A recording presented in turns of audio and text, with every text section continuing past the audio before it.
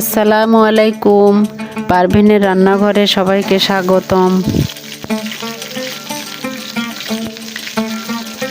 বিবাহকে বন্ধুত্বের ভিত্তির উপর গড়ে তোলা উচিত, যেখানে স্বামী বা স্ত্রী উভয়ই সান্ত্বনা, হাসি এবং বোঝাপড়া খুঁজে পেতে পারে। স্ত্রীদের যথেষ্ট পরিমাণে সময় দিন, ছোট বড় সকল বিষয় নিয়ে আলোচনা করুন। দেখবেন সংসার আর যুদ্ধক্ষেত্র মনে হবে না।